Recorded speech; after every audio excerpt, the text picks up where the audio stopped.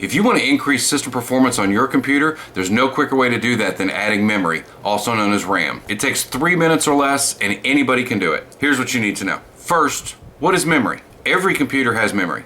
The amount of memory that a machine has directly correlates with the speed and performance of that computer. Generally, the more memory you have, the faster the computer. Without getting too technical, everything you do on the computer runs through memory. So, when you open a web browser, you open a picture, or you play a video, it all runs through memory. Generally, the more memory you have, the faster you can do those things, and therefore, the faster the computer. Your active memory is what allows data to be accessed and displayed in front of you. So, the more memory you have, the better. With all that being said, before you get started, you have to know how much memory you currently have in order to know whether a memory upgrade makes sense for you. You have to know how many memory slots you have total, and you also have to know how many are available. This is super easy to do. Simply open up your web browser and go to crucial.com. When the page opens, click on the blue Start Your Scan button.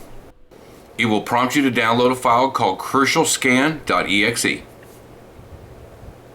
Once your download is complete, click on that download and start the program.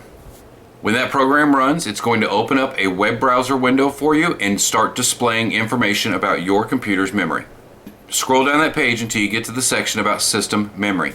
In the middle of this section, you'll see a part that addresses how many available slots you have on your motherboard, as well as how many sticks you have installed and how much actual memory is in each of those slots.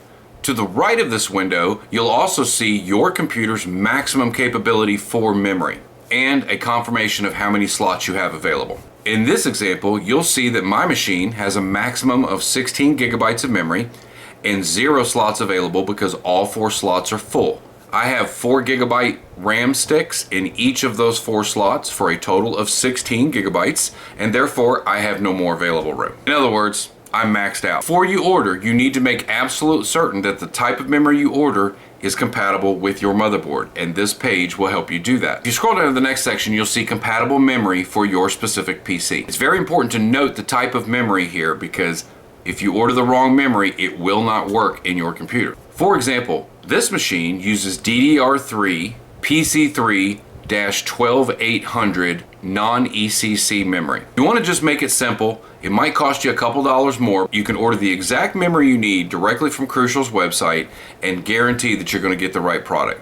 I'm not affiliated with Crucial in any way. I've just used them for many, many years, and they have very good products, and you'll be happy with them. And it will guarantee that you'll get the right part. Just be warned, if you shop around to save a few dollars, you might end up getting the wrong memory type. Crucial guarantees you'll get the correct one for your system. So now you've ordered the memory, you've got it in your hand, and you're excited because you're about to see a performance upgrade. So how do you install it? First of all, installation is super simple. All you have to do is remove the panel on your computer that allows you inside the guts of the machine. It's very important to make sure that your power to the computer is off while you do this installation. You do not want to do this while the computer is running. First, locate your memory slots. Once you've located the memory slots, make note of the notches on the slots and see how they align with those memory sticks. In our language, we call it idiot proof because they only go in one way. Those memory sticks are notched exactly the way they are on your motherboard, so you can only put them in one way.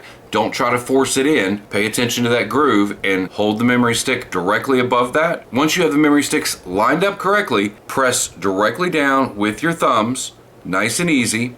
Don't have to push hard. Push down nice and easy, and the 2 banana clips on either side of the memory slot will snap into place and you'll hear a little click. If you hear that, you did it right. Now, those memory sticks are firmly in place on your motherboard. Just simply repeat the process for any additional memory sticks. So once you've done that, before you put the panel back on, go ahead and turn the computer on and look at what it says on the screen.